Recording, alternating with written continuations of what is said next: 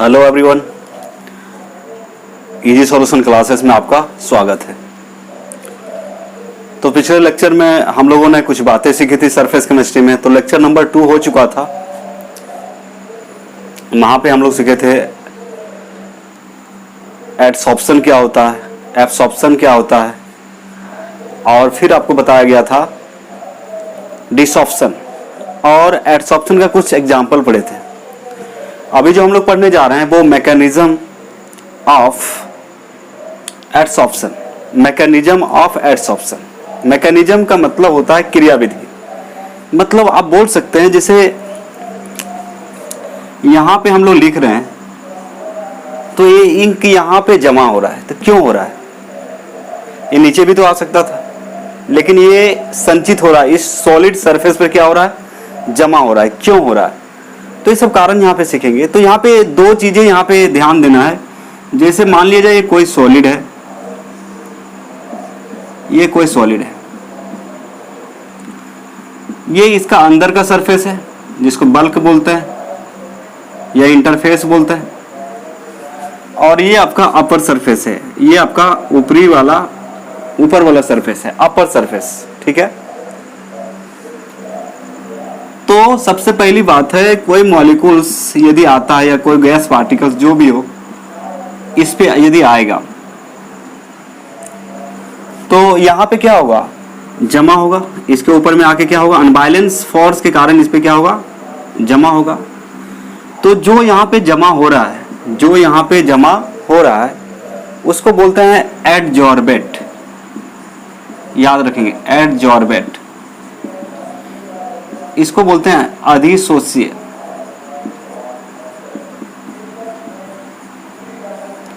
अधिशोष्य। और जहां पे जमा हो रहा है, जैसे मान लीजिए इस सरफेस पे जमा हो रहा है, इस सरफेस पे क्या हो रहा है? जमा हो रहा है। तो ये जो सरफेस है आपका, जहां पे ये जमा हो रहा है, इसको बोला जाता है एडजॉर्बेंट, अधिशोषक। दो बातें याद रखेंगे यहां पे। याद क्या रखना है कि जिस सतह पे जमा हो रहा है उस सतह को हम लोग यहां पे अधिशोषक बोलेंगे। मतलब ये पार्टिकल जहां पे जमा हो रहा है उस सतह को क्या बोलेंगे? अधिशोषक। और जो जमा हो रहा है, जो जमा हो रहा है, ये यहां पे जमा हो रहा है, ये पार्टिकल यहां जमा हो रहा है, तो इसको क्या बोलते हैं? एडजॉर्बेट बोलते हैं। तो ये इसको पहले इसलिए आपको बता दिए ताकि आप क्या करें, इसको ध्यान में रखें। अभी आएगा तो आपको दिक्कत नहीं होना चाहिए, है ना।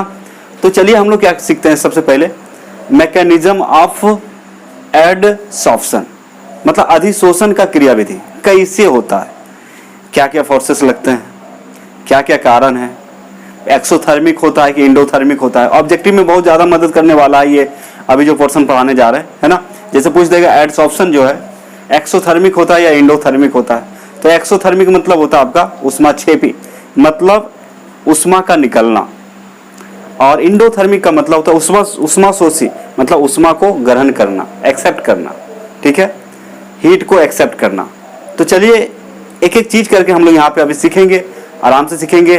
तो चलिए हम लोग शुरू करते हैं। इसका मैकेनिज्म बताते हैं। सबसे पहले क्या बताते हैं? मैकेनिज्म बताते हैं। तो चलिए स्टार्ट करते हैं।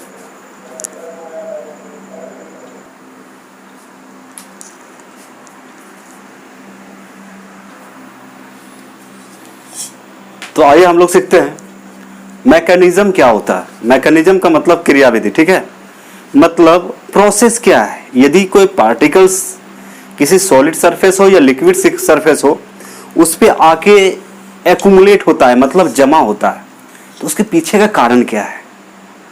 जैसे कभी सोचें आप, हम यहाँ पे लिख रहे हैं स्केच से, ये कलर यहाँ पे चिपक जा रहा है, इसका कारण क्या है? यही तो साइंस है आपका। जो हमारे चारों तरफ जो घटनाएं घट रही है उसको यदि हम जानने की कोशिश करते हैं तो यही क्या है? साइंस है, और कोई बड़ी चीज नहीं है।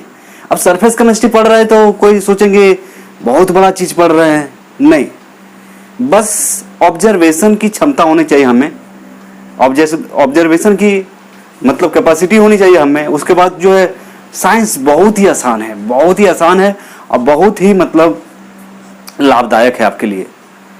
क्योंकि आप रियल लाइफ में जीना शुरू करिए। यदि आप साइंस को समझने की कोशिश करेंगे तो आप रियल लाइफ में जीने सीख जाएंगे। आप रियलिटी पर जिएंगे, आपके अंदर कोई अंधविश्वास वगैरह रहेगा ही नहीं, क्लियर हो जाएगा, आपका विजन क्या हो जाएगा, क्लियर हो जाएगा।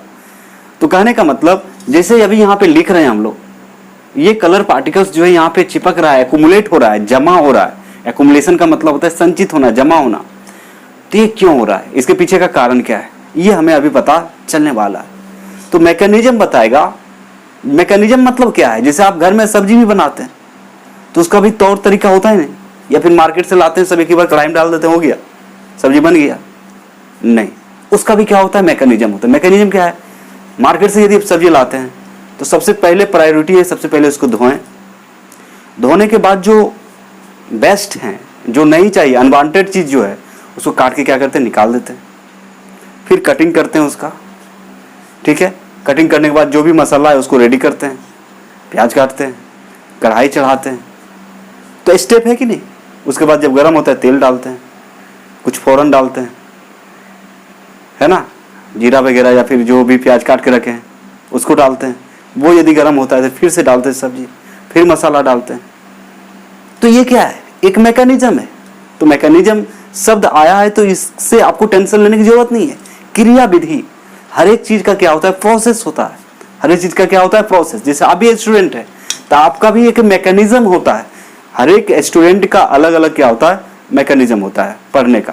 कैसे स्टडी करें, कितना बजे उठना है, इतना बजे उठने के बाद ये करना है, इसके बाद ये सब्जेक्ट पढ़ना है, उसके बाद ये पढ़ना है, ये बनाना, ये क्या है, एक तरह का मैकेनिज्म है। तो कहने का मतलब मैथमेटिक्स बनाते हैं तो उसका फार्मूला लगाते, पहले क्या करते हैं, उसका गिवन डाटा लिखते हैं, फिर सोचते हैं कौन सा फार्मूला लगेगा, फार्मूला लगाते हैं, फिर उसको क्या करते हैं, वैल्यू को पुट करते हैं, फिर कैलकुलेट करते हैं। It is also mechanism. कोई केमिकल रिएक्शन चल रहा है, उसका भी क्या होता है, मैकेनिज्म होता है। तो रूल्स है एक तरह का। मैकेनिज्म का मतलब यहाँ पता चलेगा आखिर क्यों होता है। तो यहाँ लिखा हुआ है मैकेनिज्म ऑफ एडसॉर्प्शन, इसका हिंदी यहाँ लिखा हुआ है अधिशोषण के क्रियाविधि, ठीक है।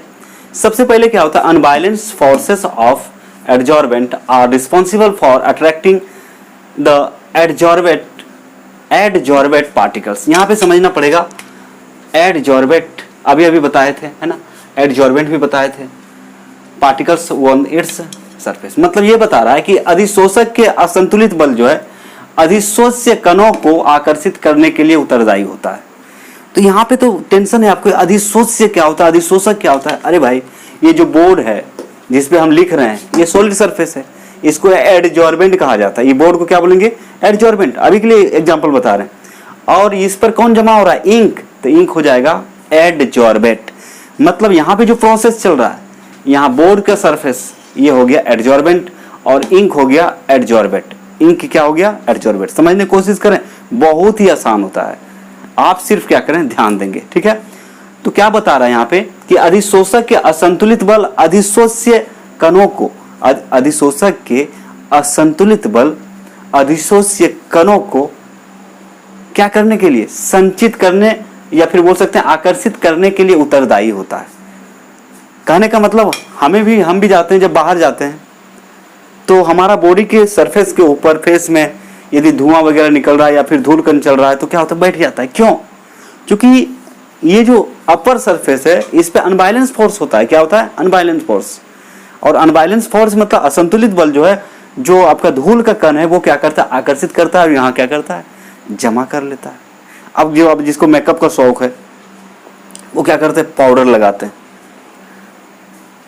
तो आपका गाल का जो सरफेस है ये हो गया एडजॉर्बेंट, अधिशोषक। क्या हो गया, सिंपल मतलब आपको ज्यादा मतलब इधर उधर नहीं सोचना है, आपके साथ घटना हो रहा है उसे रिलेट कीजिए साइंस को, बहुत ही मजा आने वाला है। तो मान लीजिए जिसको मेकअप का शौक है तो क्या लगाते हैं, पाउडर वगैरह लगाते हैं, लिपस्टिक वगैरह लगाते हैं। कभी सोचे ये चिपक क्यों गया इसमें, सोचना चाहिए ना। तो कहने का मतलब हमारा उस समय अभी जो है ये अट्रैक्ट क्यों कर रहा है, हमारा जो गाल है पाउडर को अट्रैक्ट क्यों कर रहा है, क्योंकि ये अपर सरफेस है। गाल जो है ये क्या है, आपका ऊपरी सतह है, और ऊपरी सतह पर जो लगता है असंतुलित बल होता है, यहाँ पे क्या होता है, असंतुलित बल होता है, जिसके कारण क्या करता है, अपने आप पे चिपका लेता है। तो आपका जो चमड़ा है, स्किन है ऊपर वाला, इसको क्या बोलेंगे, एडजॉर्बेंट। अधिशोषक, क्या बोलेंगे इसको? अधिशोषक। जो पाउडर चिपक रहा है उसको क्या बोलिएगा? अधिशोष्य। क्या बोलेंगे उसको?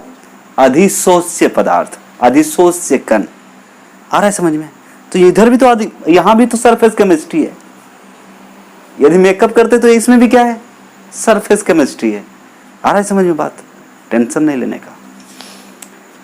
तो पहला क्या याद रखना है कि अधिशोषक के असंतुलित बल, अधिशोषक के असंतुलित बल अधिशोष्य कणों को आकर्षित करने के लिए रिस्पॉन्सिबल, मतलब उत्तरदायी होता है। क्या होता है? उत्तरदायी होता है। तो ये पहला फर्स्ट पॉइंट, ये क्या आपका पहला पॉइंट है। आ रहा है समझ में बात? ठीक है, चलिए पढ़ते रहिए। अभी रात का कितना बजे? 11 बज रहा है। ठीक है, 12 बजे तक चलेगा लेक्चर। फिर क्या है दूसरा point? Adsorption is invariably an exothermic. अब एक्सोथर्मिक तो पहले से पता है आपको, वो क्या होता है? एक्सोथर्मिक पता है ना? एक्सोथर्मिक का मतलब किसी सिस्टम से जब एनर्जी बाहर निकलता है, किसी सिस्टम, जैसे मान लीजिए ये लोहा है, ये लोहा नहीं मतलब एल्युमिनियम का छड़ है, ठीक है, इसको आग में डाल देंगे तो शुरू में क्या करेगा? ये हीट को एब्जॉर्ब करेगा। हीट को क्या करेगा? एब्जॉर्ब करेगा, ग्रहण करेगा, प्राप्त करेगा, तो ये हीट हो जाएगा। तो जब ये हीट को ले रहा है, जब हीट को क्या करेगा? क्या कर रहा है? ले रहा है, अपनी ओर खींच रहा है, क्योंकि जो मेटल्स होते हैं वो इलेक्ट्रिसिटी और हीट का क्या होता है? कंडक्टर होता है। तो जब ये हीट को अपनी ओर आकर्षित कर रहा है तो इसको क्या बोलेंगे? एंडोथर्मिक। अब मान लीजिए इसको भट्ठी से निकाल के अलग जगह रख दें जहाँ के टेम्परेचर डिफरेंस है, तो क्या होगा? ये धीरे धीरे ठंडा होता है। ये धीरे धीरे ठंडा क्यों होता है? क्योंकि ये जो हीट को जमा रखा था, ये एब्जॉर्ब किया था, उसको क्या कह रहा है? रिलीज कर रहा है, रिलीज कर रहा है। तो जब कोई सिस्टम हीट को रिलीज करता है उसको बोलते हैं एक्सोथर्मिक। क्या बोलते हैं? मतलब जब कोई निकाय उष्मा को रिलीज करता है, त्याग करता है, तो उसको क्या बोलते हैं? एक्सोथर्मिक। और जब उष्मा को लेता है, जब उष्मा को लेता है, जैसे इसी में दोनों प्रोसेस हो जाएगा। जब इसको भट्टी में लगाएंगे तो ये क्या होगा? एंडोथर्मिक, क्योंकि हीट को क्या करेगा? लेगा। इसको भट्टी से अलग जगह रख देंगे तो धीरे धीरे क्या होता है? ठंडा हो जाता है, तो ये क्या हो जाएगा? आपका एक्सोथर्मिक हो जाएगा। क्या हो जाएगा? एक्सोथर्मिक हो जाएगा। तो कहने का मतलब याद रखेंगे आप, क्या याद रखना है यहाँ पे कि एडसॉर्प्शन जो होता है एक्सोथर्मिक होता है। एडसॉर्प्शन क्या होता है? एक्सोथर्मिक होता है। जैसे मान लीजिए फेविक्विक जानते हैं ना, आपका हाथ को मान लीजिए एडजॉर्बेंट, थोड़ा सा फेविक्विक लीजिए, यहाँ पे चिपकाइए। जब आप ये फेविक्विक आपके इस वो अपर सरफेस में चिपकेगा तो देखिएगा थोड़ा सा हीट महसूस होगा, गर्मी महसूस होगा। ये गर्मी आया कहाँ से? ये जो स्किन है इसके पास सरफेस एनर्जी है। कौन सा एनर्जी है? सरफेस एनर्जी, मतलब सतह का ऊर्जा है, सतही ऊर्जा है।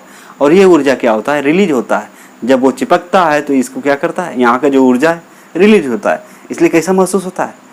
गर्म महसूस होता है, थोड़ा सा हीट का महसूस होगा। क्यों? एक्सोथर्मिक होता है। एडसॉर्प्शन क्या होता है आपका? एक्सोथर्मिक होता है। तो अधिशोषण हमेशा हमेशा, इनवेरिएबली का मतलब यहाँ क्या बोलेंगे? ऑलवेज एक्सोथर्मिक होता है। मतलब यहाँ क्या होता है? जब भी आपका अधिशोषण होगा उष्मा रिलीज होगा। उष्मा क्या होगा? रिलीज होगा। आ रहा है समझ में?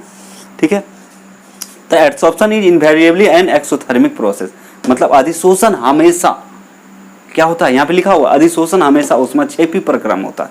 प्रोसेस का मतलब प्रक्रिया या प्रक्रम। ठीक है, याद रखिए। तो बोलिएगा ये सब पॉइंट कहाँ काम देगा? ऑब्जेक्टिव में काम देगा आपको। ऑब्जेक्टिव कहीं बाहर से नहीं आता है। आप कितनों हजार ऑब्जेक्टिव रट के जाइए, कोई फायदा होने वाला नहीं है। 2-4 आ गया तो ठीक है। इसलिए बोलते हैं कॉन्सेप्ट क्लियर कीजिए। यदि आपको चैप्टर वाइज कॉन्सेप्ट है तो कोई दिक्कत नहीं है। उसके लिए हम अभी न्यू बैच स्टार्ट कर रहे हैं आपका। उसमें क्या है? जैसे मान लीजिए अभी जो आपको पढ़ाया जा रहा है, समझिए न्यू बैच का मतलब आपका रियलिटी बता रहे हैं और उसका इंपॉर्टेंस बता रहे हैं। अभी जो पढ़ाया जा रहा है इसको आप दही मान लें। क्या मान लें? दही। लेकिन आपको चाहिए क्रीम।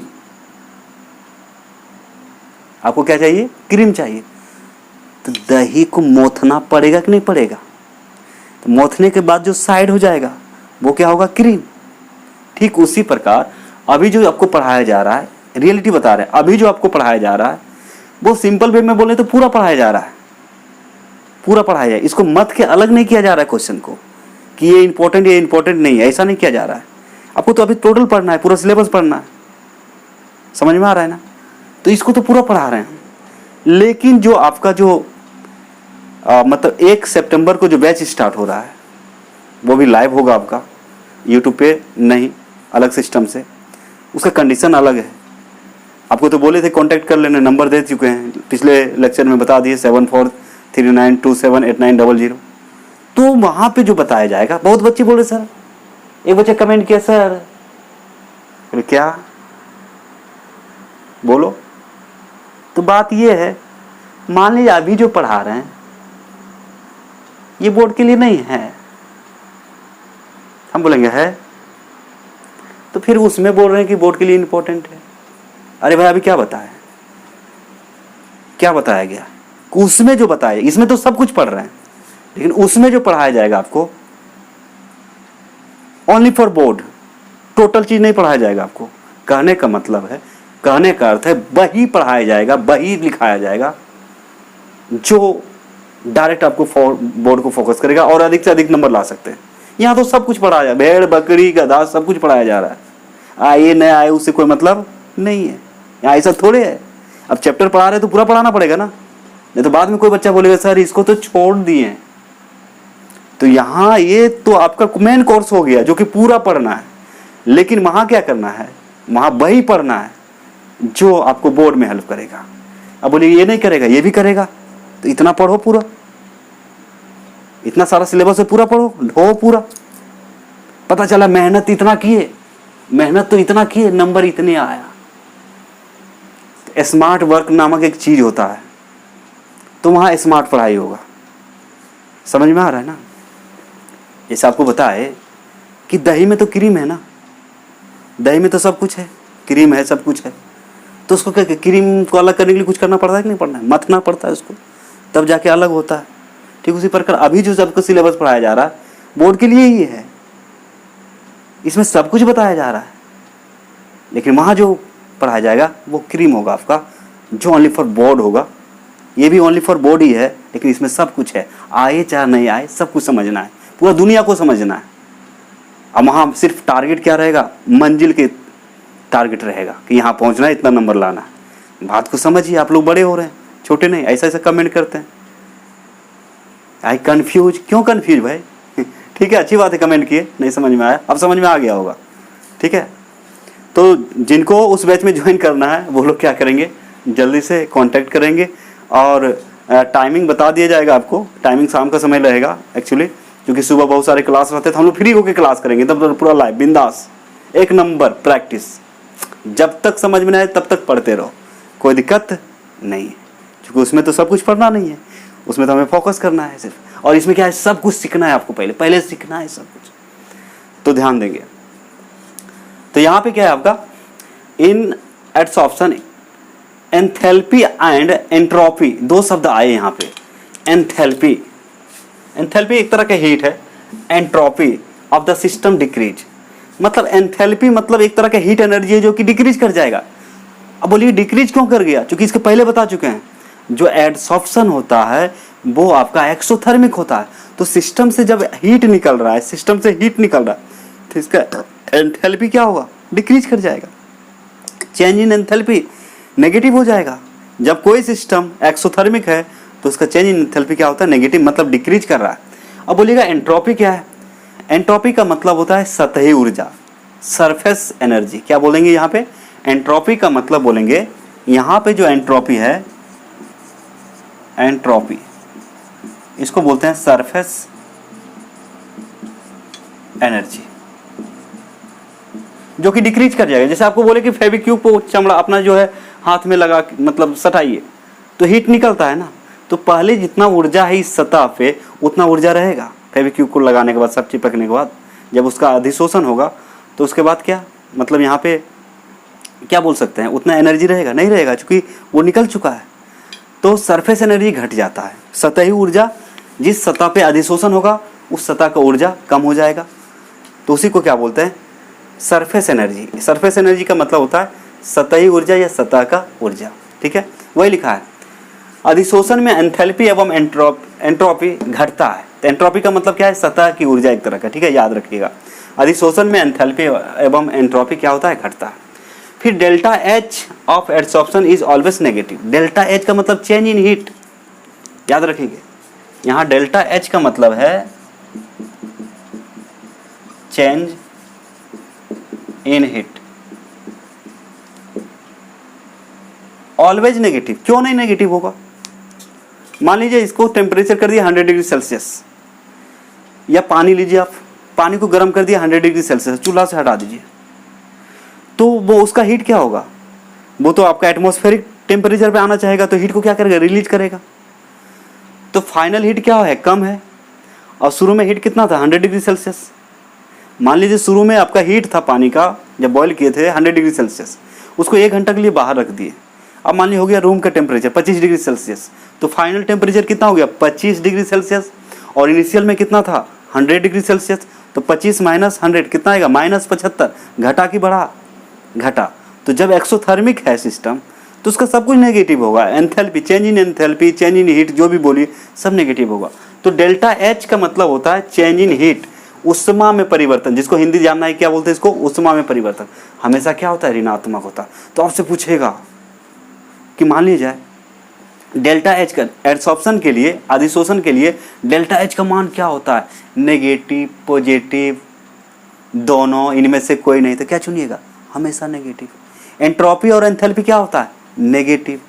तो ये सब क्या बनता है? ऑब्जेक्टिव बनते हैं। क्या बनते हैं? ऑब्जेक्टिव बनते हैं। तो इसमें तो सब कुछ पढ़ाया जा रहा है, आपको बता दिए। तो जो न्यू बैच आपका स्टार्ट हो रहा है वो है ना, जिसको सुपर बैच बोलेंगे या फिर सुपर क्लास बोलेंगे, या फिर आप बोल सकते हैं कि मतलब 2021 के एग्ज़ाम के लिए, तो उसका प्रिपरेशन मेरा अलग है, उसका तैयारी हम कर रहे हैं। सिलेक्शन हो रहा है क्वेश्चन का चुनाव हो रहा है, प्रेडिक्ट किया जा रहा है। पहले तो सब कुछ आपको इधर पढ़ा ही रहे, लेकिन उधर का अलग रूप से होगा, है ना। तो समझ गए होंगे आप लोग। तो कहने का मतलब यदि मैकेनिज्म पूछे तो ये आप बता सकते हैं। तो पहला क्या है आपका कि अधिशोषण के असंतुलित बल जो है अधिशोष्य कणों को आकर्षित करने के लिए क्या है? आपका उत्तरदायी होता है। यानी कि unbalance force of absorbent are responsible for attracting. अब यहाँ पे क्वेश्चन आता है, कोई पूछेगा आपको अधिशोषण क्यों होता है? अनबैलेंस फोर्स के कारण। किसके कारण? अनबैलेंस फोर्स के कारण होता है। ये बात को शुरू भी क्लास में भी बताए थे, तो आप समझ गए होंगे। चलिए इसका क्या करें, फटाफट स्क्रीनशॉट ले लें, ठीक है। और जहाँ डाउट होता है जिस पॉइंट पर, उसको लिख के भेज दें कमेंट में कि यहाँ डाउट है। नेक्स्ट लेक्चर में उसको बता दिया जाएगा। नो प्रॉब्लम, कोई दिक्कत नहीं है, टेंशन लेने का नहीं है जब हम आए यहाँ पे। तो चलिए इसको क्या करें फटाफट, इसको याद रखना है। तो ज़्यादा नहीं याद रखें। अधिशोष मतलब क्या है? यहाँ सबसे पहले जो चीज़ याद रखना है आपको वो याद रखना है, असंतुलित बल के कारण, अनबैलेंस फोर्स के कारण क्या करता है? जो अधिक है। दूसरी बात, इसका एंथैल्पी एंट्रोपी दोनों नेगेटिव। डेल्टा एच का मान नेगेटिव, डेल्टा एच का मान नेगेटिव। और ये यदि पूछेगा इंडोथर्मिक होता है भाई कि एक्सोथर्मिक? एक्सोथर्मिक होता है। आप फील कर सकते हैं, फेविक्विक को हाथ में लगाई चिपकाई नहीं, पता चल जाएगा। गर्म लगे, गर्मी महसूस होता है ना, इसका मतलब हीट क्या हो रहा है? निकल रहा है, तब ने गर्म लग रहा है। समझ में आ रहा है बात? हाँ, तो इस तरह से आप समझ सकते हैं। तो सरफेस केमिस्ट्री कोई बड़ी चीज नहीं है, हमारे चारों तरफ बहुत सारी घटनाएं घटती है, उसको पहचानने की जरूरत है और कुछ नहीं है। तो चलिए इसको फटाफट क्या करें, स्क्रीनशॉट ले लें।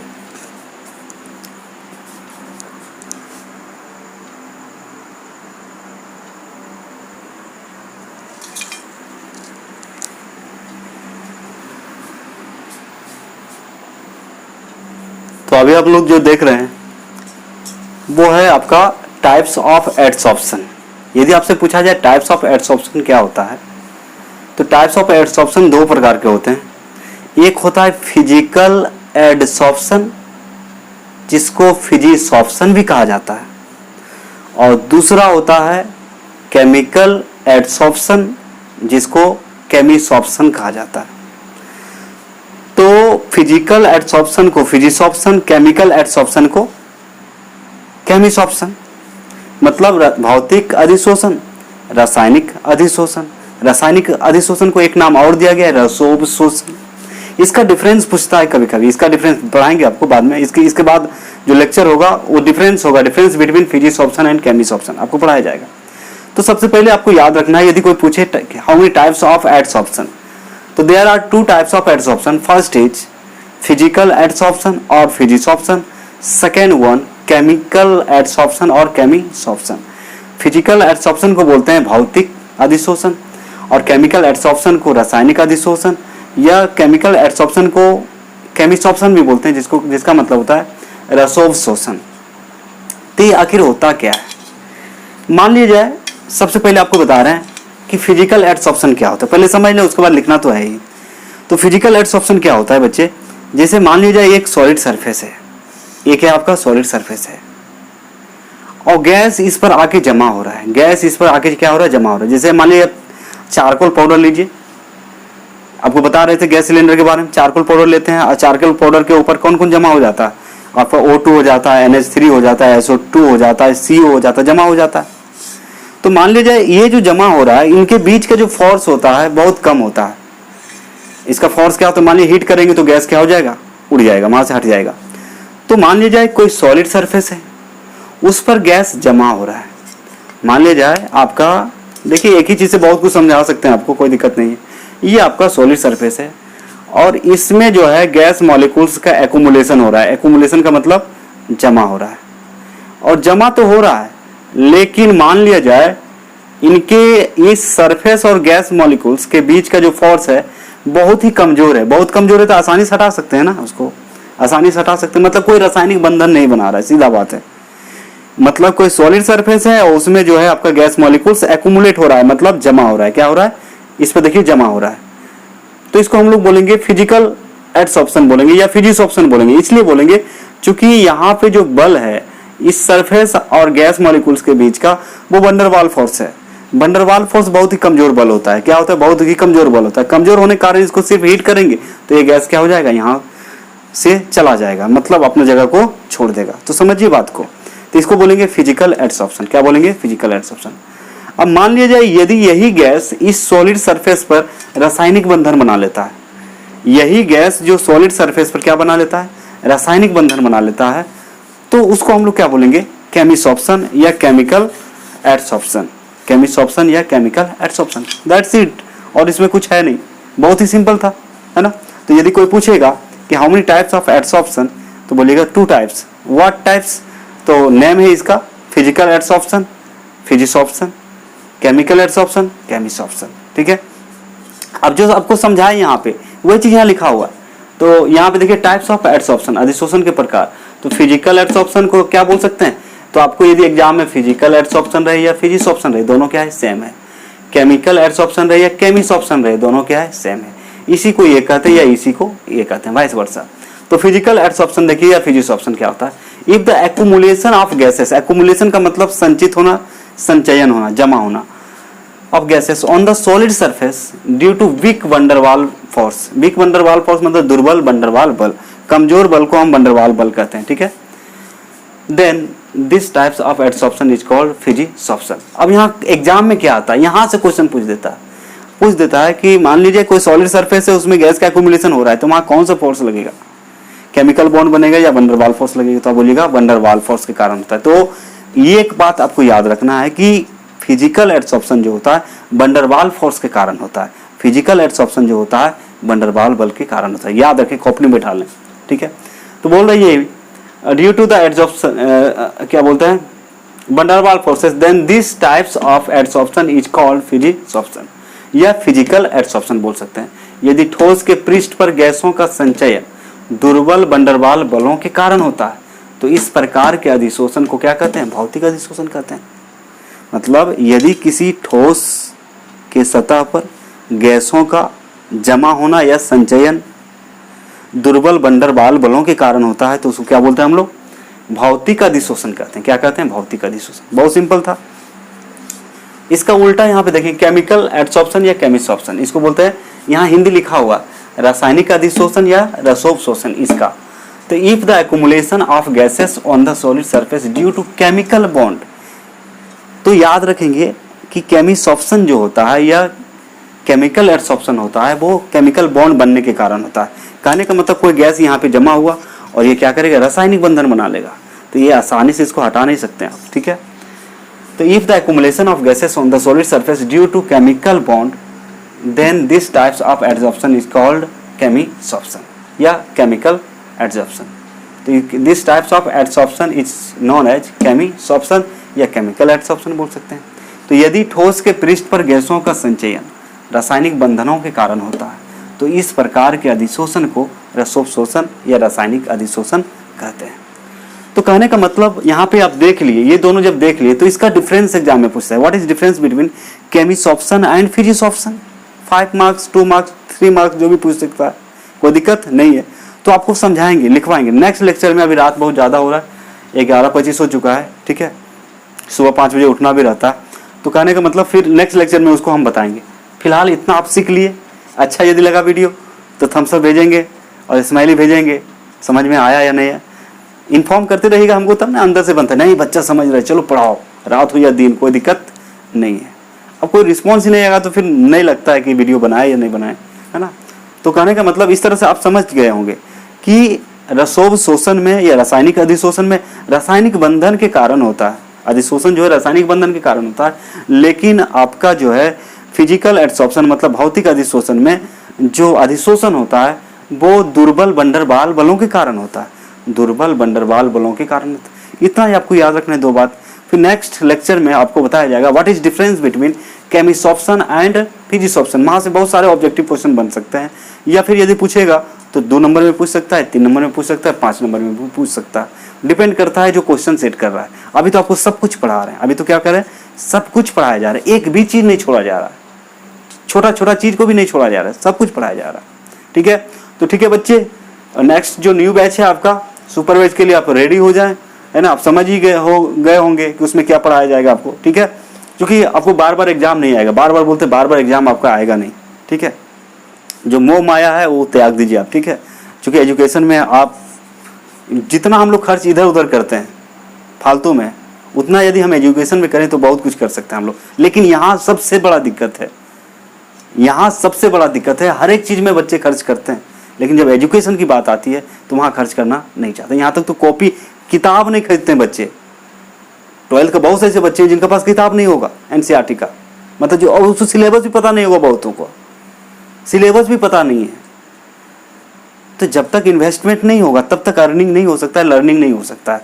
किसी भी चीज़ के लिए इन्वेस्टमेंट बहुत ज़रूरी है यदि अच्छे ऊंचाई तक आपको जाना है। तो बहुत ऐसे स्टूडेंट पढ़ने वाले होते हैं 2 दिन ना खा के सबसे पहले बुक खरीदते हैं, या फालतू जो खर्च होता है पॉकेट मनी बचा बचा के जिसको फालतू खर्च करने के लिए मिलता है खाने पीने के लिए, वो बचा बचा के बुक खरीदते हैं। तो कुछ अलग कीजिए आप, है ना, तब कुछ हो सकता है। तो जितना ज़्यादा हो सके इन्वेस्टमेंट आप एजुकेशन पे करें, तभी मज़ा आएगा।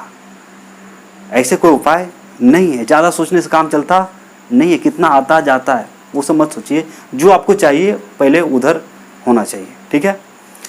तो ठीक है, आज का लेक्चर यहीं समाप्त होता है। और जो बच्चे सुबह ये तो सुबह ही देखेंगे तो चलिए आराम से देखिए, है ना, सुबह ही अपलोड हो जाएगा।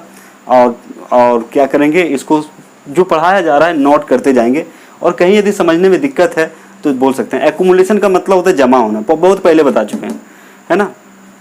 तो ये दोनों का हिंदी यहाँ पे लिखा हुआ है, ठीक है, और पूरा हिंदी इंग्लिश कर दिया आपका, कोई दिक्कत नहीं है। कभी कभी आप तो यहाँ से क्वेश्चन यहाँ से क्या होता है, बस यहाँ पे याद रखना है, केमिसॉर्प्शन में केमिकल बॉन्ड के कारण होता है, और फिजिकल एडसॉर्प्शन में वंडरवाल मतलब बिग वंडरवाल बलों के कारण होता है। तो ये याद रखिएगा। चलिए नेक्स्ट लेक्चर में मिलते हैं बहुत जल्दी हम लोग, ठीक है। तो तब तक के लिए धन्यवाद, थैंक यू।